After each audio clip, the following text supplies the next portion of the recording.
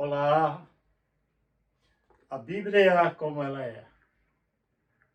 Hoje nós vamos entrar na terceira lição da nossa escola bíblica Getsemane.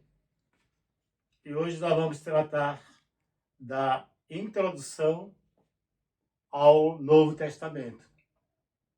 Antes de começarmos, faça a sua inscrição no canal e divulgue o canal para os seus amigos e irmãos.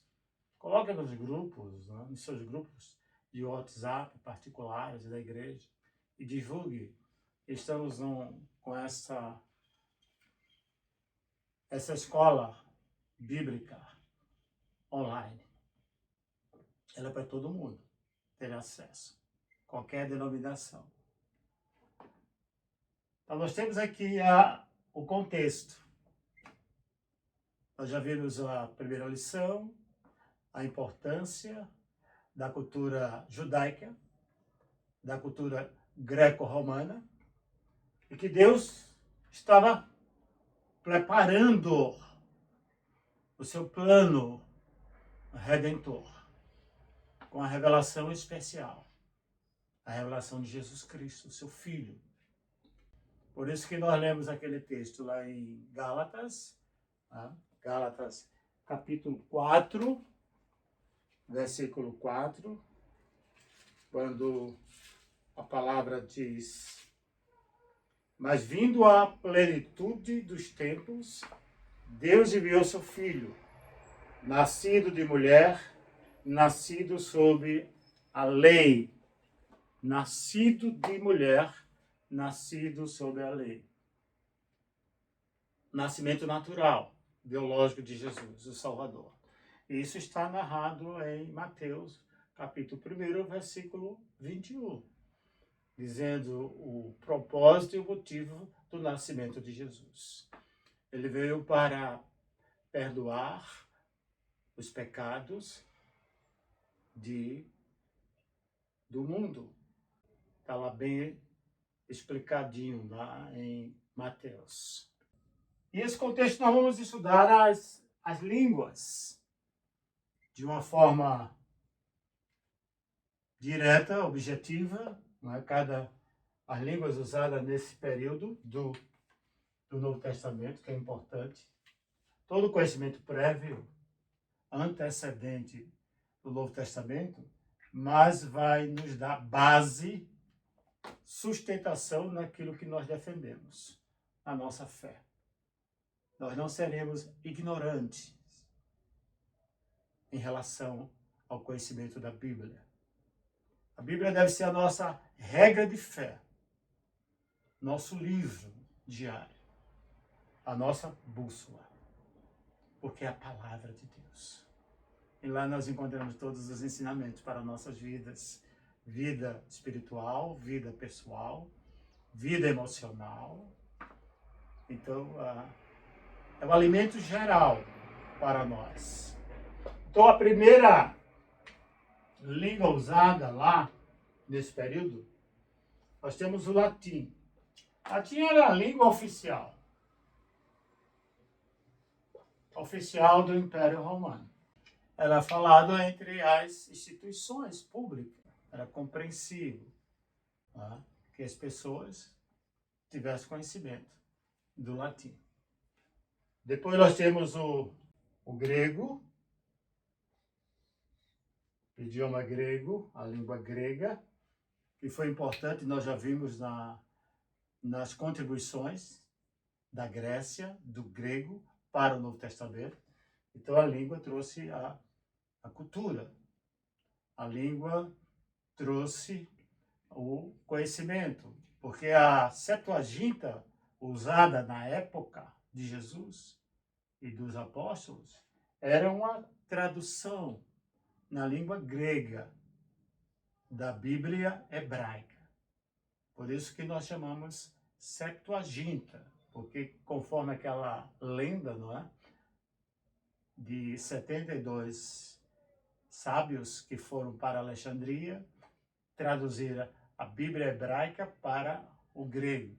Chegaram, em lugares diferentes, chegaram à mesma tradução. Então, para arredondar, chamaram de Septuaginta, 70. Então, o grego era falado. Né? O grego era a língua, digamos assim, a língua franca. Todo mundo falava o grego.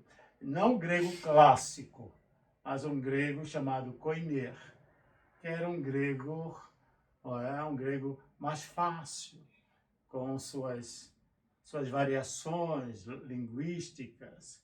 Então era mais compreensível esse grego koiné.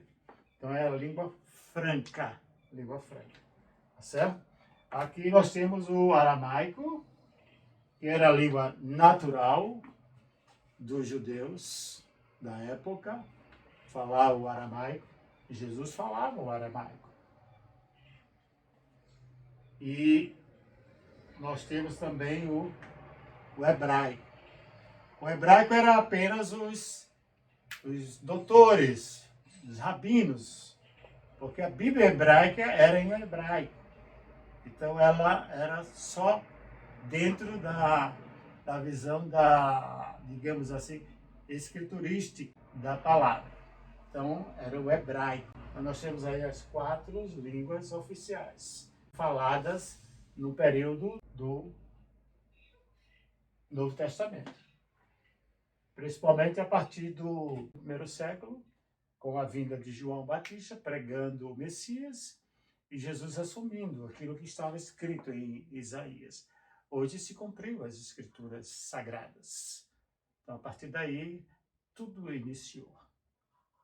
A partir desse conhecimento aqui.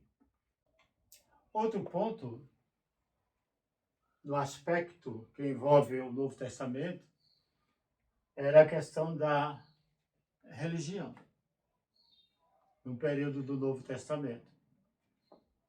O Império Romano era quem dominava toda a área. Teve um domínio quase mundial nesse período, né? Então, eles introduziram as religiões. As religiões dessa época eram baseadas muito no sincretismo religioso, na influência da mitologia grega, do panteão grego, Zeus, aí tem Poseidon, tem Hades, que eram irmãos, Júpiter, Vênus. Então havia um sincretismo. Júpiter, em latim, correspondia a um deus grego, que era Zeus. A deusa Vênus, ela tinha o correspondente na deusa Afrodite, que era a deusa do amor. Então, para cada deus grego, havia um correspondente em latim. Então, era uma influência muito forte nessa época. O culto ao imperador. O imperador era considerado como um deus. Todas as conquistas do Império Romano, eles introduziram lá algumas estátuas dos grandes imperadores, porque eram considerados como Deus. Então, aquela comunidade era uma parte de Roma, pertencia a Roma, tinha que refletir Roma em tudo, até na questão da religiosidade. Roma foi muito complacente com o judaísmo. O judaísmo não foi tão oprimido como outras religiões. Havia até algum comentário, historiadores, que os judeus agradeciam, ofereciam sacrifício de agradecimento a Roma. Então, era a situação religiosa. Era assim, muito difícil. Principalmente com a chegada de várias religiões, de várias cidades, vários deuses se juntando. Então aí surge o cristianismo. É bom lembrar que o cristianismo, na minha concepção, não é uma religião. Como as demais, é diferente. Nós estudamos, incluímos o cristianismo como religião para a esfera acadêmica, social, conceito social para estudar. Mas se você observar a religião comum, ela vinha de baixo para cima.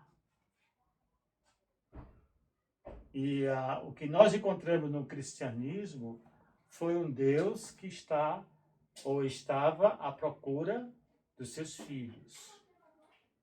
A religião não foi criada pelo homem, o cristianismo não foi criado pelo homem. O cristianismo foi uma dádiva de Deus, um presente de Deus, através de seu Filho Jesus Cristo. Então, esse é o contexto religioso desta época. E essas religiões pagãs, era permitido tudo, todo tipo de imoralidade, todo tipo de orgia.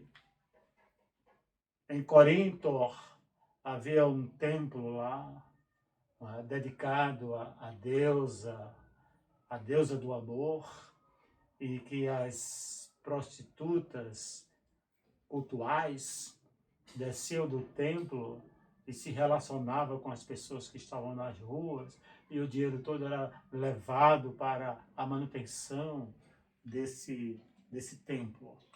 Então era assim a vida religiosa. O cristianismo veio para mudar essa concepção. Por isso enfrentou dificuldades, muitos desafios nessa mudança.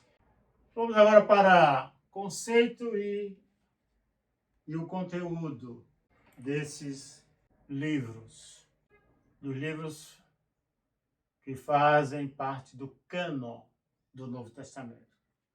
Então, nós temos o conceito. A primeira parte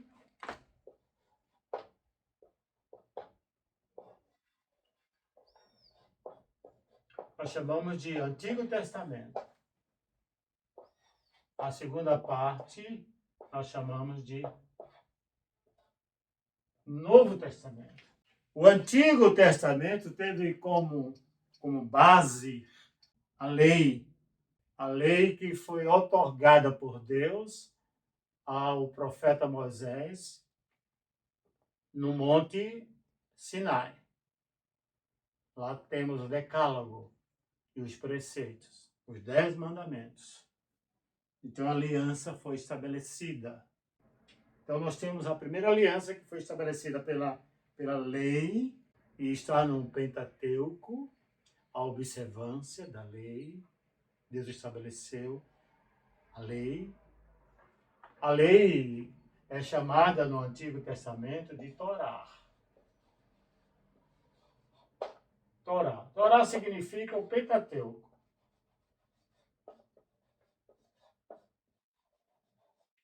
Pentateuco. O Pentateuco são os 5 primeiros livros da Bíblia. São chamados de Pentateuco. Pentateuco. 5 primeiros livros da Bíblia. Então é a Torá. É a instrução, a lei. Porque a Bíblia hebraica é dividida em 3 partes. É dividida na Torá, Torá aqui. Também Nebiim, são os profetas. E Ketubim, históricos.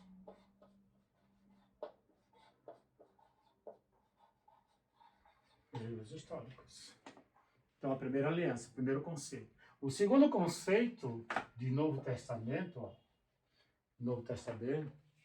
a aliança foi estabelecida no sangue, na revelação, no sangue de Jesus Cristo. O Novo Testamento é, portanto, o registro do estabelecimento e do caráter da nova aliança de Deus com os homens, selada por meio da morte e ressurreição de Jesus Cristo, a segunda aliança. Por isso que nós celebramos a ceia em algumas igrejas, outros chamam a Eucaristia, porque ali está.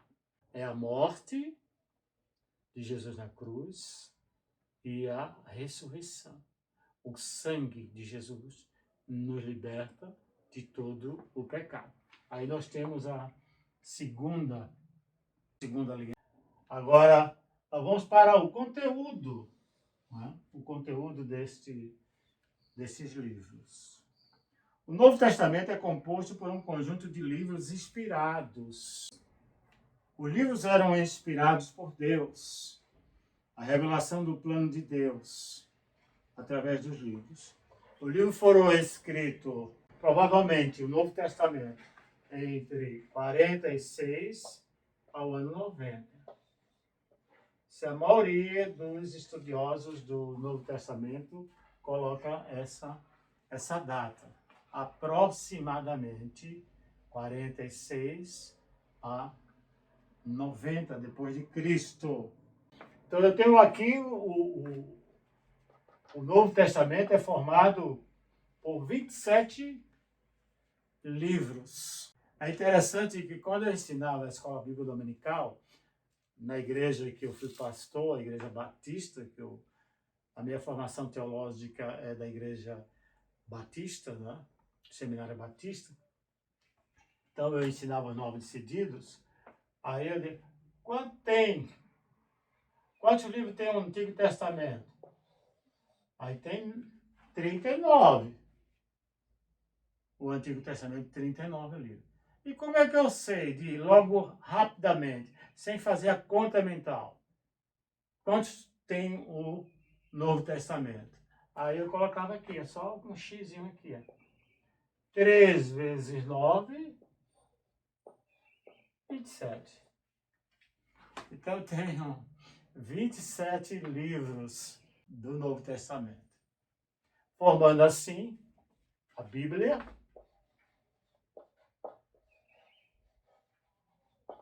66 livros. Biblos, que quer dizer livros. Mas aí é uma Bíblia, por quê?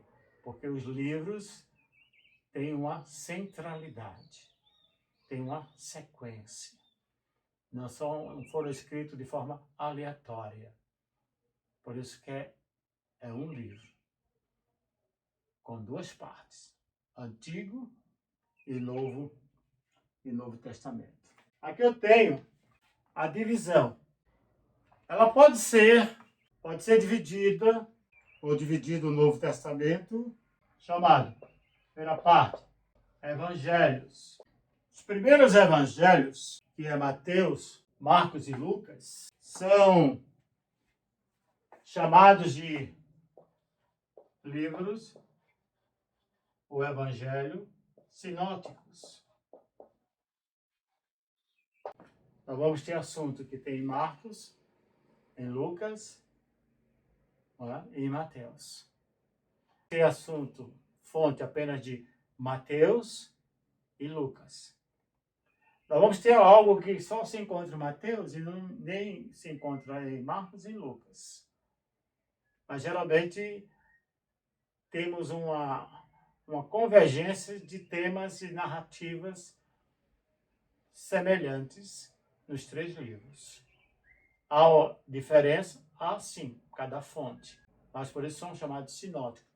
São parecidos. Não são iguais, mas são parecidos. E aí ainda tem o livro de João, o Evangelho de João. Por que o Evangelho de João não entra aqui no livro sinótico? Porque o Evangelho de João só tem apenas 8% do que se encontra em Marcos, por exemplo. Marcos é a fonte principal. Marcos é a fonte para Mateus e fonte para Lucas. E João só tem 8%. Então, 92% do livro de João é exclusivo do autor. Ele não bebeu, ele não copiou, ele não fez uma seletiva de narrativas dos outros evangelhos. Ele narra o seu evangelho. Então, nós temos aqui os livros, os evangelhos. Depois nós temos o chamado livro histórico, que é Atos. Atos, que depois foi colocado, posteriormente, foi acrescentado dos apóstolos.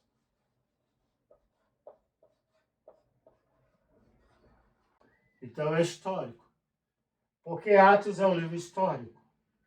Porque Atos narra o desenvolvimento, o crescimento da igreja. Não existe outro livro, fora Atos, que fale de uma forma tão clara, tão verdadeira, do crescimento do Evangelho, crescimento do cristianismo, da Igreja do Senhor, como o livro de Atos dos Apóstolos. Por isso que é considerado livro histórico. Seguindo a divisão, depois de Atos dos Apóstolos, livro histórico, nós temos as epístolas paulinas. Aqui apenas as chamadas eclesiásticas. Por que eclesiásticas? Porque eclesia, a palavra eclesia ou eclesia, como alguns pronunciam, significa igreja, povo reunido, reunião, agrupamento. Então, essas cartas elas foram destinadas para as igrejas. Por isso nós temos Romanos, a igreja de Romanos, 1º e 2º Coríntios, a igreja que estava em Corinto, Gálatas, olha, a igreja da Galácia, Efésio em Éfeso, Filipenses em Filipos, Colossenses em Colosso e 1º e 2º Tessalonicense. Então são cartas direcionadas às igrejas. Cada um com seu enfoque. Algumas cartas foram provocadas, outras não. Quando eu digo provocadas, é que pediram a posição do apóstolo Paulo. E Paulo responde através dessas cartas, chamadas cartas epistolares, conforme nas 2 lições passadas. O formato, preâmbulo, desenvolvimento e conclusão, introdução. Tem ali o modelo. Então as cartas eram assim, eclesiásticas, diretamente às igrejas. Além das cartas eclesiásticas do apóstolo Paulo, nós temos também as pastorais. São 3 cartas pastorais. 2 para o mesmo destinatário, né? Timóteo, e a outra Tito, que eram filhos na fé do apóstolo Paulo. Eram cooperadores, auxiliares, eram aqueles que davam toda a assistência ao Paulo, toda a logística ao apóstolo Paulo. Então são cartas pastorais, são cartas que têm um conteúdo de doutrinário, de ensinamento. Ele sabia que não ia durar para sempre, como um homem biológico natural.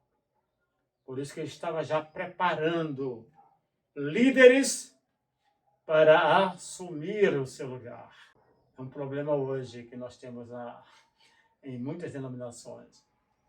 São líderes que não preparam ninguém, que acham que vão passar a vida toda como líder daquela comunidade, sem ter a visão futura. Paulo não. Paulo estava preparando os dois. E aí eu tenho uma carta muito pessoal, que é a carta de Filemon. É uma carta pequena. Alguns dizem que não é uma carta, não é uma epístola, mas é um bilhete, porque é pequeno. Filemon, amigo de Paulo, pastor, ele tem um escravo chamado Onésimo, que foge, encontra Paulo na prisão, provavelmente em Roma, e lá se converte.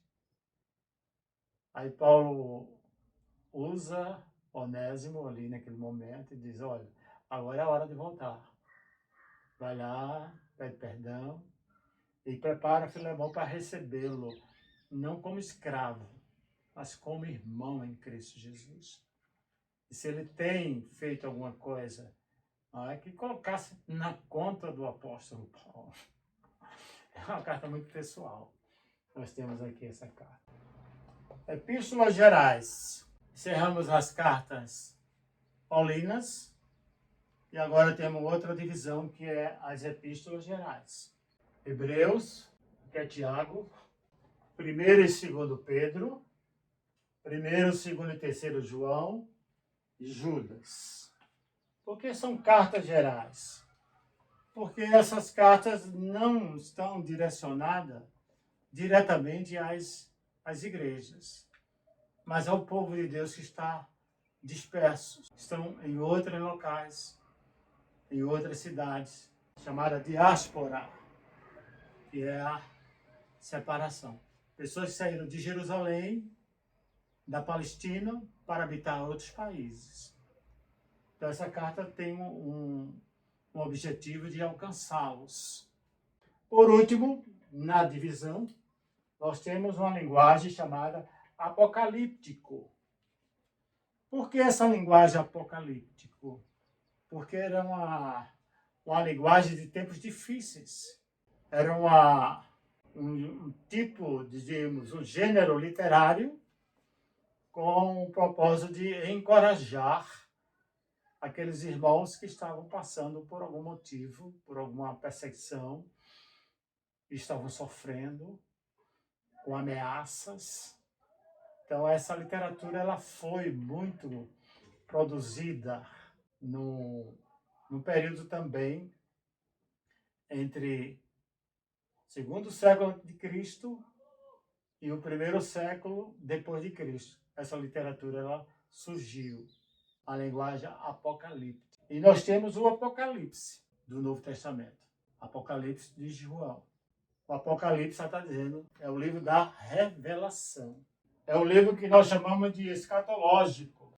Por que escatológico? Porque aponta para o futuro, para o vindouro. Que é, a culminância é a parousia, que é a segunda vinda de Jesus. Então é um livro apocalíptico. Mas não é um livro só de catástrofe, tragédia. É um livro também de esperança. É um livro de alegria, de bem-aventurado. Ele começa no início, bem-aventurado, ele faz isso 5 vezes ou mais, no início, no meio e principalmente no final, dando esperança. Esperança aos cristãos. Que a nossa vida não se resume apenas aqui, na esfera terrena. Porque a nossa morada, conforme o apóstolo Paulo em Filipenses 3:20, ele diz que a nossa morada não está aqui. A nossa morada está na eternidade, nos céus. Vamos para o 4º ponto, que é a cronologia. Os livros do Novo Testamento foram organizados de maneira lógica, sequencial. Os evangelhos registram vida e obra de Jesus Cristo. Não podemos considerar os evangelhos como uma biografia de Jesus, mas ele é seletivo em registrar um período da vida de Jesus Cristo e dos feitos de Jesus, das realizações, das manifestações de poder dentro de uma visão para a comprovação da messianidade de Jesus. O livro histórico resiste ao avanço do Evangelho. Nós já falamos sobre isso. O desenvolvimento, não há nenhum outro livro, nem secular, nem cristão, que fale de uma forma tão coesa, tão clara, tão objetiva como o livro de Atos dos Apóstolos. As epístolas resistem ao desenvolvimento da doutrina do cristianismo. A doutrina do cristianismo funciona como a estrutura óssea do ser humano. São os ossos que seguram o corpo. Então a importância de deixar você fazer uma caminhada reta, uma caminhada pura diante de Deus, é ter um bom embasamento doutrinário. Conhecer, não de forma apenas teórica, mas ser um praticante da doutrina de Deus. O Apocalipse resiste ao aspecto futuros do plano de Deus. Nós já falamos sobre isso, da escatologia. Aponta para o futuro. As outras religiões apontavam para o passado e presente, mas não tinha futuro. Nós temos um futuro. Nós temos um destino. Nós sabemos para onde vamos. Essa é a certeza que o cristianismo dá aos seus seguidores. Aqui é uma abordagem rápida para chegarmos à conclusão desta lição. Comparações entre os dois testamentos. Antigo Testamento e Novo Testamento. A gente tem que entender que o Antigo Testamento aponta para Jesus. O Novo Testamento é o cumprimento das promessas do Antigo Testamento. Segundo o bispo de Hipona, Dr. Agostinho, ele diz que o Novo Testamento está assentado no Antigo Testamento. Agora, algumas coisas podemos citar. Por exemplo, a necessidade de repetição dos sacrifícios. No Novo Testamento, um único sacrifício suficiente. Enquanto lá se repetia, no Novo Testamento nós temos uma aliança, um sacrifício vicário, irrepetível, eterno. Êxodo, Páscoa da nação. Cristo, nosso Cordeiro Pascal. É Cristo que é o nosso Cordeiro. Então, o apóstolo João diz: eis o Cordeiro de Deus que tira o pecado do mundo. No Antigo Testamento, a lei é externa, sacrifício. No Novo Testamento, a lei é interna. Nós usamos a fé e o amor como a base de todos os outros dons. No Antigo Testamento, nós temos o sinal. A marca do Antigo Testamento é a circuncisão. No Novo Testamento, a marca é através do batismo. No Antigo Testamento, nós temos leis civis, morais e cerimoniais. No Novo Testamento, a lei de Cristo. É Cristo que nós seguimos e nós obedecemos. No Antigo Testamento, o acesso ao Pai era restrito. Apenas o sumo sacerdote entrava uma vez por ano para realizar a expiação. Aqui no Novo Testamento, o acesso irrestrito ao Pai. O véu foi rasgado, não há mais nenhuma separação entre o homem e Deus. Jesus fez a reconciliação, nos colocou no trono, diante do trono.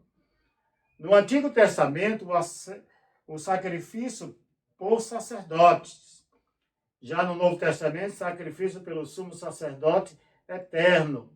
Jesus é o nosso sacerdote eterno, é o sumo sacerdote eterno. Jesus é o Cordeiro, ele é tudo no Novo Testamento.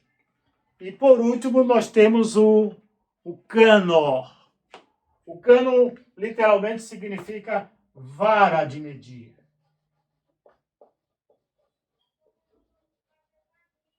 Vara de medir. Como se fosse padrão. É um padrão. No livro de 2 Timóteo, capítulo 3, 16, nós vamos encontrar, Timóteo 3,16. Toda a Escritura, divinamente inspirada e proveitosa para ensinar, para redarguir, para corrigir, para instruir em justiça. Toda a Escritura divinamente inspirada. Ou seja, sopro de Deus. Deus sopra. E os autores recebem essa unção, o poder, e começam a escrever os livros. Essa vara de medir teve alguns critérios para a formação do cânon do Novo Testamento. O Novo Testamento foi fechado no 4º século.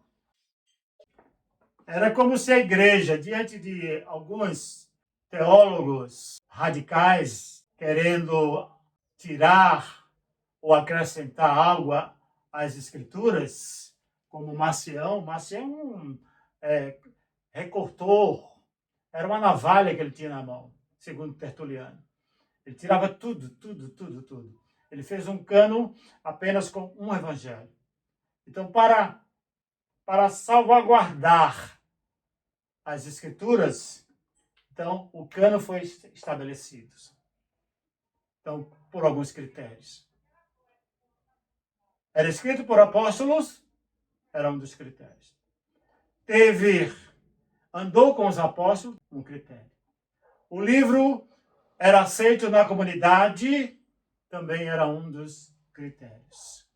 É bom lembrarmos que o cânon não deu autoridade aos livros. A autoridade já estava nos livros, inspirado por Deus. E assim nós chegamos ao final da nossa terceira lição. Obrigado e até a próxima. E Deus nos abençoe abundantemente.